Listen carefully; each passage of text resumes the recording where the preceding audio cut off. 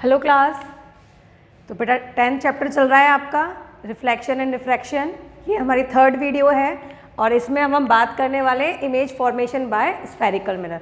Spherical mirror की बात कर चुके हैं, 2 टाइप के होते हैं, that is concave mirror and convex mirror.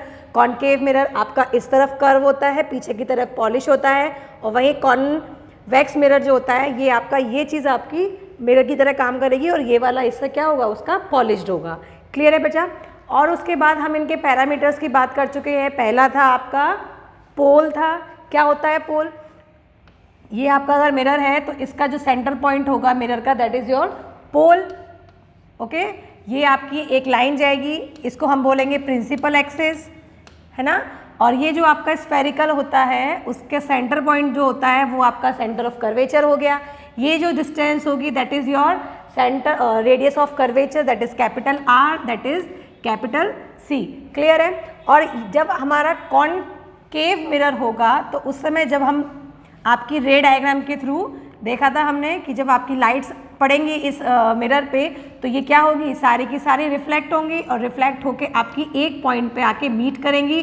और इसी पॉइंट को हमने क्या नाम दिया था, आपका principal focus, that is F। ठीक है। और जो बेटा F और P के बीच की जो डिस्टेंस होगी ये हमारी होगी small f, that is focal length. Clear है। अब ये जो फोकल लेंथ है और जो R में है रिलेशन है कि जो R होता है दैट इज 2 ऑफ F होता है। ये चीज़ बात कर ली थी हमने।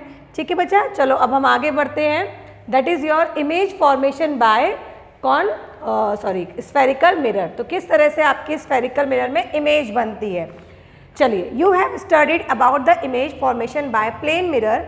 You also know the nature, position and relative size of the image formed by them. तो फर्स्ट पेज पे जो हमने प्लेन मिरर के बारे में देखा था कि किस तरह की इमेज बनती है, रियल होती है, स्फेरिकल होती है, वो हम पढ़ चुके थे। रियल होती है, इन्वर्टेड होती है, वर्चुअल होती है, किस तरह की इमेज होती है वो हम देख चुके थे।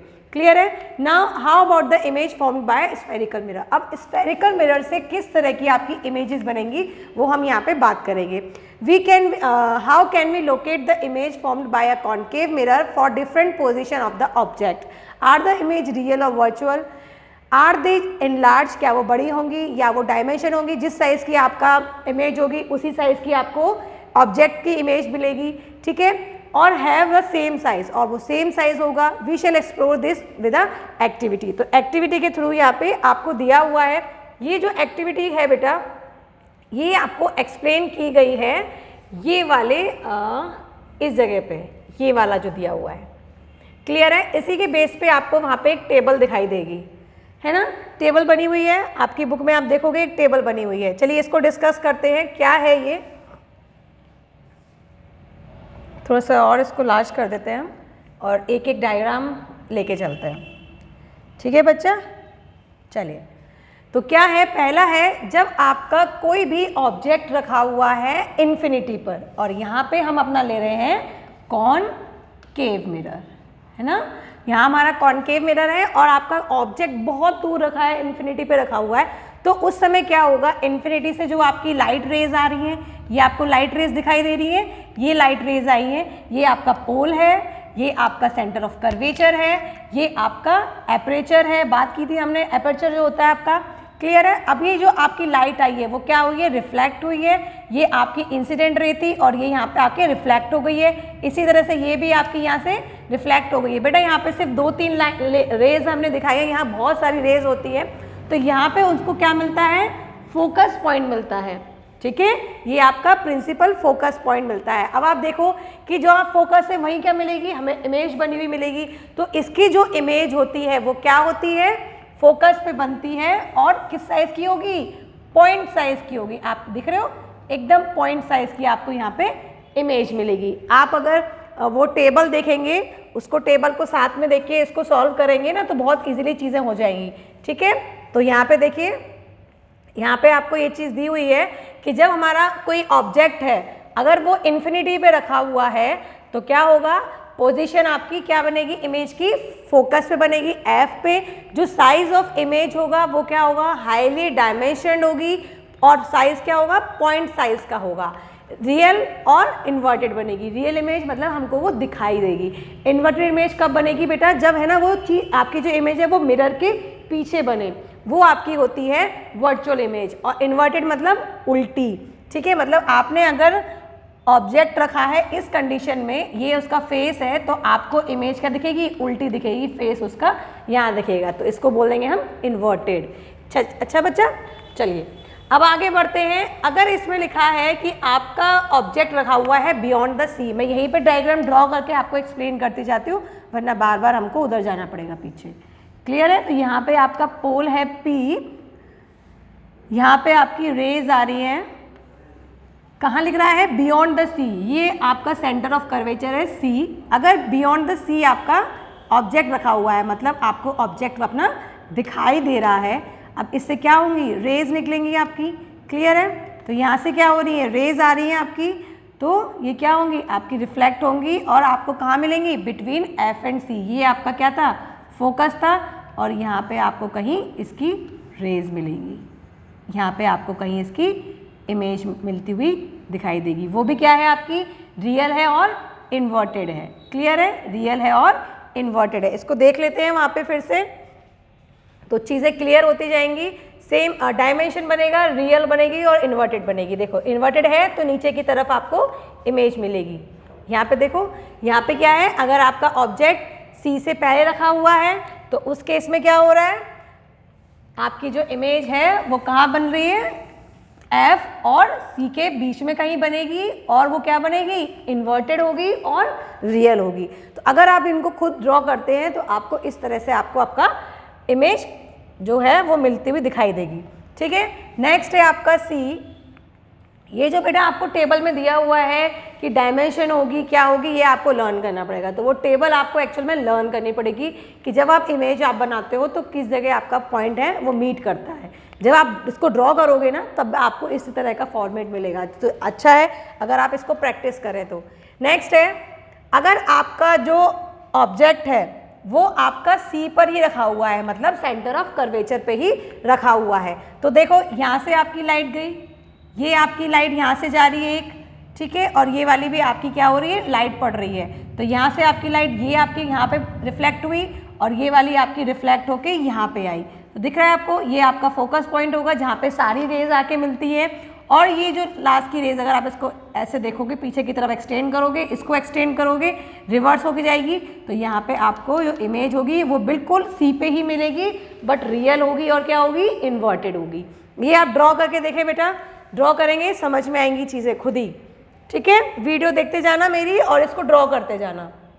चलिए आगे बढ़ते हैं। हमारा नेक्स्ट है कि अगर आपका जो ऑब्जेक्ट है वो आपका F और C के बीच में रखा हुआ है, ये हमारा ऑब्जेक्ट रखा हुआ है, तो इस समय जो आपकी इमेज बनेगी ये कहाँ बन रही है, C के पीछे कहीं बनेगी, और आपकी क्या होगी, रियल होगी और इन्वर्टेड होगी। बहुत सिंपल चीज़ें, बस आपको याद रखनी है इन सब चीज़ों को। क्लियर है? चलिए नेक्स्ट है आपका, अगर आपकी इमेज क्या है, फोकस पॉइंट पे रखी हुई है, ठीक है, फोकस पॉइंट पे रखी हुई है, तो क्या होगी, आपको जो इमेज मिलेगी वो कहीं इन्फिनिटी पे जाके मिलेगी। इमेज जो मिलेगी वो कहीं इन्फिनिटी पे जाके मिलेगी। क्लियर है?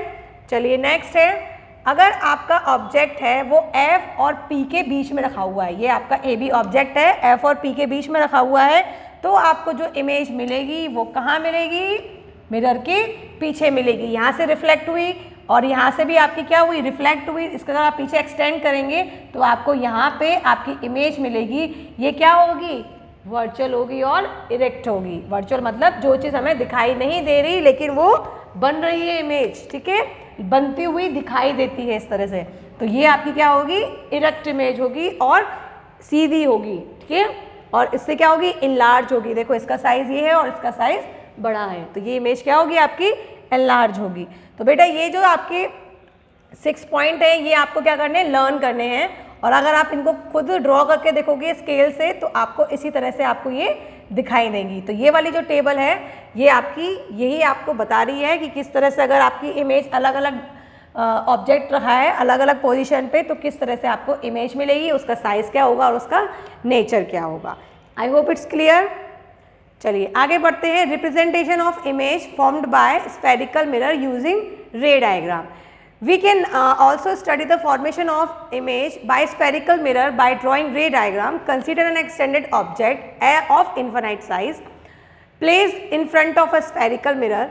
Such small position of extended object acts like a point source. तो इसमें आपको दोनों में डिफरेंस करके दिया हुआ है, एक एक आपको रे बता रखी है कि किस तरह से अगर आपकी रे कहाँ से आएगी तो आपको किस तरह का ऑब्जेक्ट मिलेगा।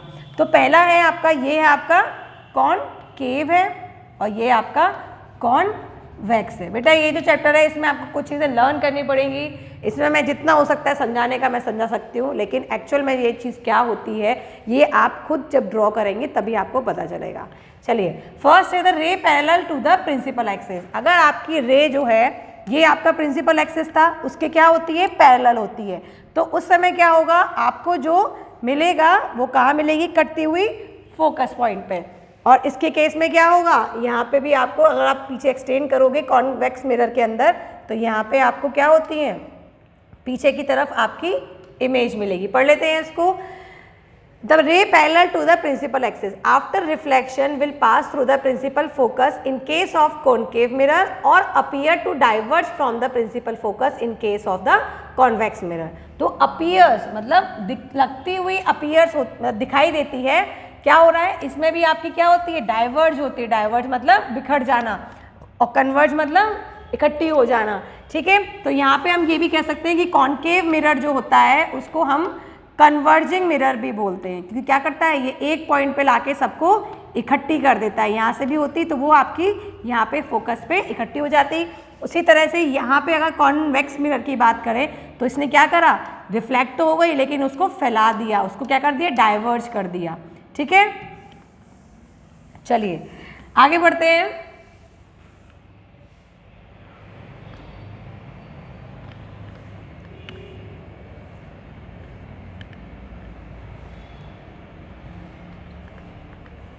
अलग अलग कंडीशंस दी हुई हैं, उस पर हमें दोनों डायग्राम्स को देखना है।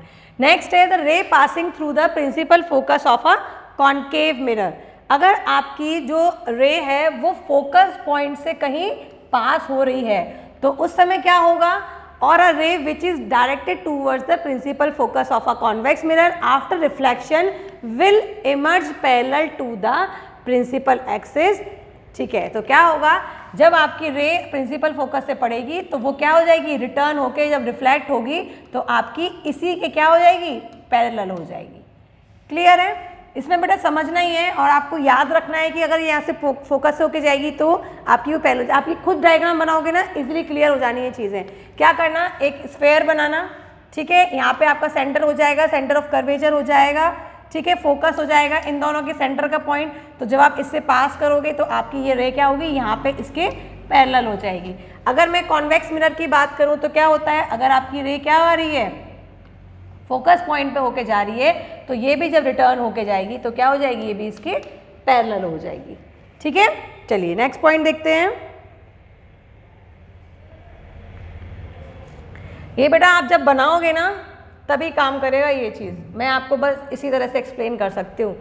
अ ray passing through the centre of curvature, अगर आपकी रे सेंटर ऑफ कर्वेचर से पास हो रही है तो वो उसी डायरेक्शन में क्या हो जाएगी, रिटर्न हो जाएगी। दोनों केस के अंदर यहाँ पे भी क्या होगी, सेंटर ऑफ कर्वेचर पे अगर आप इसको एक्सटेंड करेंगे तो ये भी क्या होगी, इसी डायरेक्शन में इसको वापस से जाना होगा। ठीक है, the light ray comes back along the same path because the incident ray fall on the mirror along the normal to the reflecting surface। चलिए नेक्स्ट है, a ray incident obliquely to the principal axis towards a point P।